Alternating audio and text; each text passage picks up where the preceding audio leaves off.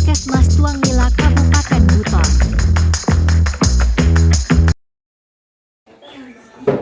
Ini maaf mengganggu saat waktunya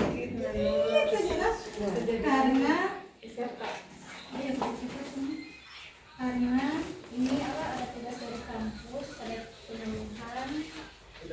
Oh sudah ada.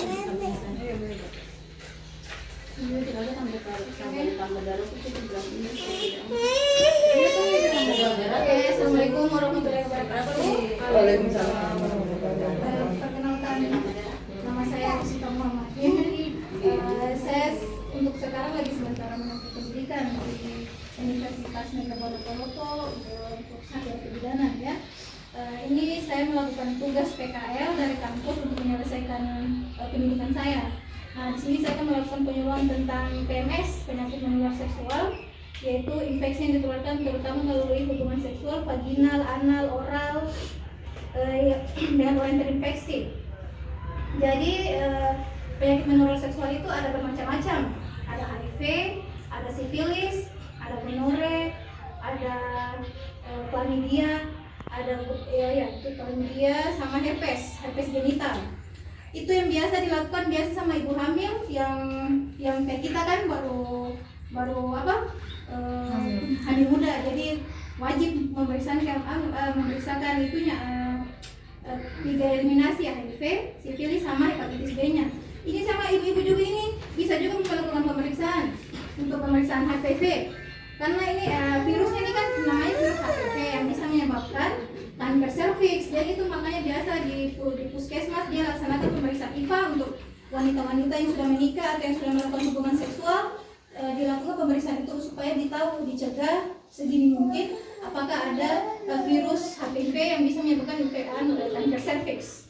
Untuk gonore ini dia biasa gonore itu dia bakteri yang seperti kayak laki-laki biasanya yang suka melakukan gonta-ganti seks pasangan. Biasa kalau dikencing ada keluar nanah. Nah itu kalau seandainya ada datang keluhan di puskesmas keluhan nanah kencing begitu sudah itu pasti infeksi, ada terjadinya infeksi. Terus sifilis itu ada ruam atau kayak ruang-ruang kemerahan di area vagina, kayak ruang kemerahan. Nah itu bisa dicurigai sifilis dengan dilakukan pemeriksaan lab, bisa dilakukan di puskesmas. Chlamydia itu infeksinya terjadi biasanya sering tanpa gejala, tapi dapat menyebabkan radang panggul atau bisa terjadikan terjadi kemandulan. Radang panggul itu seperti nyeri panggul begitu. Itu kalau misal nyeri panggul hebat dan sering-sering muncul, itu bisa dilakukan pemeriksaan supaya tahu itu apa. Ya. Kalau HIV di sini kan pasti semua sudah tahu ya. Penyakit menular seksual juga yang sampai sekarang belum ada obatnya. Jadi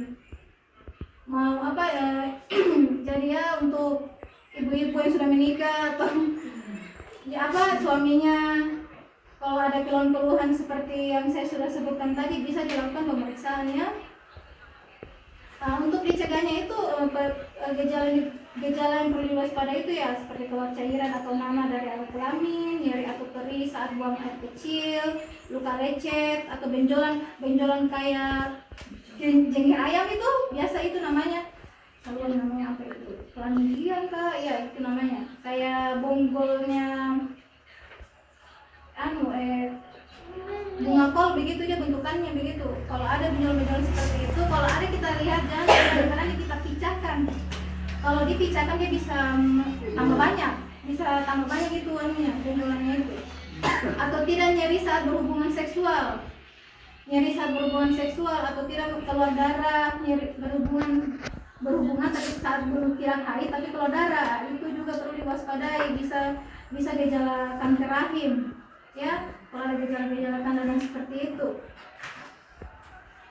Terus kalau mau pencegahannya, kalau ada kita curiga gunakan kondom saat berhubungan, setia pada satu pasangan, lakukan tes kesehatan secara berkala, jangan melakukan seks bebas. Di sini kalau yang belum pernah vaksin HPV bisa juga, tapi kalau yang sudah menikah yang kayaknya masih bisa, cuman mungkin kerja vaksinnya mungkin tidak terlalu bagus karena sudah terlalu melakukan hubungan seksual. Itu saja. Kira-kira ada yang mau ditanyakan?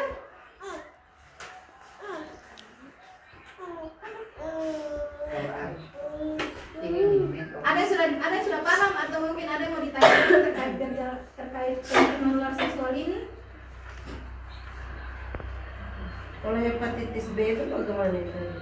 Kalau hepatitis B itu dia juga menular juga. Menularnya itu dia bisa melalui hubungan seksual, bisa juga melalui sentuhan, keringat atau apa. Makanya orang kadang lebih takut HIV, padahal kan HIV itu sebenarnya penularannya bukan dari sendok itu, hanya dari kayak darah ke darah, dari luka mungkin terinfeksi luka orang yang HIV. Nah, ya mungkin ada luka, itu lukanya orang darahnya orang HIV, maksudnya lukanya orang yang tidak kena itu bisa terinfeksi. Kalau hanya waktu per sendok makan sama-sama tidak akan. Beda kalau hepatitis. Kalau hepatitis tidak bisa itu satu sendok tidak bisa bersentuhan, itu dia akan terjangkit. Makanya itu biasa anak-anak yang mamanya biasa kalau hamil dia positif HIV, positif hepatitis, biasa itu bayinya lahir pasti disuntik 3 kali suntik itu. Suntik vitamin A, suntik HB0, satu lagi HBIG. Nah itu 3 kali suntik dia. Itu makanya dilakukan pemeriksaan itu. Dan kalau sudah ada yang positif pasti harus diobati. Karena itu dia kalau dibiarkan itu bisa bermasalah. Karena kalaupun sudah melahirkan pasti masih ada itu hepatitis B-nya. Jadi biasa ibu hamil kita sarankan pergi ke dokter di dalam untuk periksa. Ada lagi mau ditanyakan?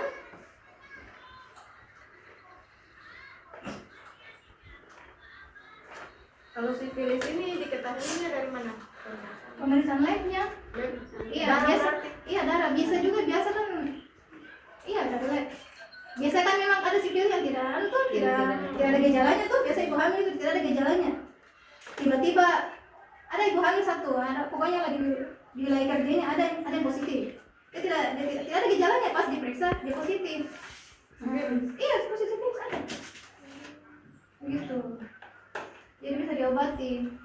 Kalau tapi itu wajib periksa triple yang periksa. Iya, sama ada mungkin puskesmas. Kalau ada keluarga yang menikah itu wajib diperiksa. Wajib sekali diperiksa karena banyak kejadian ada yang positif tapi dia tidak mau bilang-bilang sama pasangannya. Banyak. Iya, maksudnya wajib pokoknya kalau ada keluarga yang menikah itu kasih tahu memang harus diperiksa itu dua-duanya, laki-laki dan perempuan harus periksa itu. Kan biasa itu kalau kemarin atau sekarang kalau kemarin kan sebelumnya hanya perempuan yang datang periksakan itunya tuh HIV-nya, biasanya laki-laki tidak, tapi wajib itu harusnya wajib sekali. Karena itu nih sebelum tetes sebelum menikah. Ada lagi mau ditanyakan? Tidak? Oke, terima kasih ibu-ibu Kader untuk kesempatannya. Maaf saya ambil waktunya.